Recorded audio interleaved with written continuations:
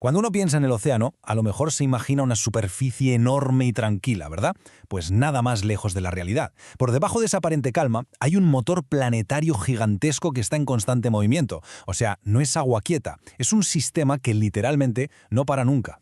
Y claro, la pregunta del millón es esa. ¿Qué es lo que mueve todo esto? ¿Qué fuerzas invisibles son tan potentes como para mover trillones de toneladas de agua por todo el globo? Venga, vamos a meternos de lleno a ver si lo entendemos. Pues la respuesta está en un sistema súper complejo de ríos submarinos y fuerzas que actúan a una escala que cuesta incluso imaginar. Esta imagen, de hecho, ya nos da una buena pista. Es como una red global que conecta todos los rincones del planeta. Y ahora vamos a ir desmontando sus motores uno por uno. Venga, vamos a empezar por el primer gran motor, que seguro que suena, las corrientes oceánicas. Para imaginárselas, un buen truco es pensar que son como ríos gigantescos que fluyen dentro del propio mar. Sí, ríos dentro del océano. Pero a ver, ¿qué arranca estos ríos? Pues el origen de casi todo, para no variar, es el Sol. Es que es el Sol el que calienta el planeta de forma desigual, mucho más en el Ecuador que en los polos, claro. Y esa diferencia de temperatura es, digamos, el pistoletazo de salida para casi todo el movimiento que vemos en los océanos y, ojo, también en la atmósfera. Bueno, para poner un poco de orden en todo esto, la ciencia clasifica las corrientes en varios tipos principales, que además a menudo se mezclan, ¿eh? Nosotros nos vamos a centrar en las más importantes, las que se mueven por la densidad, las que mueve el viento y, por supuesto, las de las mareas. Vale, el concepto clave aquí, el fundamental, es el de las corrientes termohalinas. El nombre puede sonar un poco técnico, pero en realidad lo dice todo. Termo viene de temperatura y halino de salinidad, o sea, de la sal. Y es que juntas, temperatura y sal, determinan cómo de densa es el agua, y esa diferencia de densidad es la que lo pone todo en marcha. El mecanismo es bastante simple en realidad. El agua fría y el agua salada son más densas, o sea, pesan más, y por lógica se hunden. Esto es súper importante en los polos. Imaginaos, cuando el agua se congela para formar hielo, la sal se queda fuera. ¿Qué pasa? Que el agua líquida que queda alrededor se vuelve mucho más salada, y por tanto más densa. Y no le queda otra que hundirse. Y al hundirse, ¡zas!, pone en marcha las grandes corrientes profundas. Pero ojo que estas masas de agua no van en línea recta. Aquí es donde entra en juego una regla fundamental de nuestro planeta, que no para de girar. Y es que una vez que el agua empieza a moverse, hay una fuerza invisible que la desvía de su camino. Y esa fuerza es el famoso efecto Coriolis, que en realidad no es una fuerza de verdad, ¿eh? Es más bien un efecto de la rotación de la Tierra. Pensad en un tío vivo que está girando. Si lanzamos una pelota de un lado a otro, para alguien que lo ve desde fuera, la pelota va recta, pero para quienes están subidos parece que hace una curva. Pues a Nahua le pasa exactamente lo mismo en nuestra Tierra, que no para de girar. Y tachán, aquí tenemos el resultado. Este esquema lo deja clarísimo. El movimiento se desvía hacia la derecha en el hemisferio norte y hacia la izquierda en el sur. Y esto es crucial, porque impide que las corrientes viajen en línea recta del ecuador a los polos. Las obliga a formar esos enormes giros, esos remolinos gigantescos que dominan nuestros mares. Vale, hasta ahora hemos estado en las profundidades. Vámonos a la superficie. Aquí, el protagonista absoluto es el viento. El roce del viento sobre el agua es lo que crea las llamadas corrientes de deriva.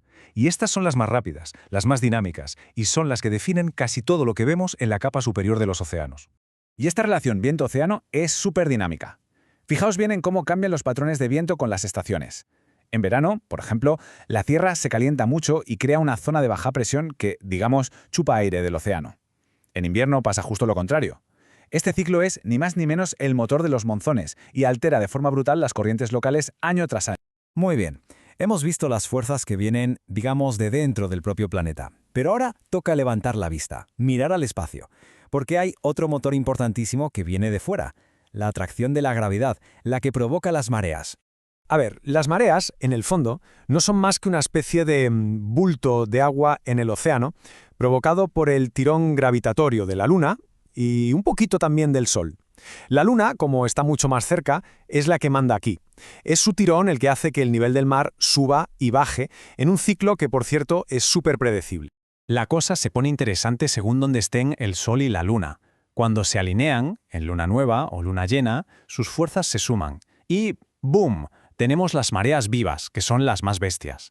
En cambio, cuando forman un ángulo de 90 grados, sus fuerzas se restan, se contrarrestan, y tenemos las mareas muertas, que son mucho más suaves. Y para que nos hagamos una idea del poder de estas fuerzas, quedaos con este número, 15 metros. 15, Esa es la diferencia de altura que puede haber entre la marea alta y la baja en la bahía de Fundy, en Canadá. Es que es como un edificio de 5 plantas de agua que aparece y desaparece 2 veces al día. Una auténtica pasada. Claro, y este vaivén constante, esta subida y bajada, tiene un impacto biológico tremendo. Crea un ecosistema único, la zona intermareal, un mundo donde la vida literalmente tiene que estar preparada para pasar de estar bajo el agua a estar al aire libre cada pocas horas. Es una adaptación increíble. Vale, y llegamos al tercer tipo de movimiento, las olas. Y aquí mucho cuidado porque hay que aclarar una idea que casi todo el mundo tiene mal. Una ola no es agua que se desplaza, es energía que viaja por a través del agua. Es muy distinto. Y la prueba es muy sencilla. Si ponemos un corcho en mar abierto, el corcho sube y baja, se queda en el sitio, pero no avanza con la ola. ¿Por qué? Porque lo que está viajando es la energía que el viento le ha metido al agua. Es la perturbación, no el agua en sí. A ver, cualquier ola se puede describir con 3 medidas muy básicas. Primero, la longitud. Es la distancia de una cresta a la siguiente. Segundo, la altura, que va desde el punto más bajo, el valle, al más alto, la cresta. Y tercero, el periodo, que es simplemente el tiempo que pasa entre que llega una cresta y llega a la siguiente. Entonces, la pregunta es, ¿por qué rompen las olas en la orilla? Pues mirad, a medida que la ola se acerca a la costa, el agua es menos profunda. La parte de abajo de la ola empieza a rozar con el fondo, y lógicamente se frena, pero la cresta, la parte de arriba, sigue yendo a toda velocidad. Llega un momento en que la cresta adelanta a la base, la ola se desequilibra por completo y ¡plaf!, vuelca y rompe. Vale. Hemos visto corrientes, mareas, olas. Parecen 3 motores distintos, ¿verdad? Pues lo más importante de todo es entender que no van por libre. Para nada. Todos forman parte de un único y gigantesco sistema que está totalmente interconectado. Y esta imagen lo resume a la perfección. Es la famosa cinta transportadora global. Conecta las corrientes de la superficie, que mueve el viento, con las corrientes profundas, las que mueve la densidad. Es un sistema brutal que transporta calor del ecuador a los polos, regulando el clima de todo el planeta, y que también reparte nutrientes y oxígeno, que son la base de la vida en el océano. Vamos, que es el motor vital de nuestro planeta. Y claro, todo esto nos deja con una pregunta final que es crucial. Ahora que nuestro planeta se calienta, con el deshielo de los polos metiendo un montón de agua dulce y menos densa en el sistema, ¿qué le va a pasar a esta cinta transportadora? Entender cómo funciona este motor oceánico ya no es solo una cuestión de ciencia, es que es la clave para poder predecir el futuro de nuestro propio clima.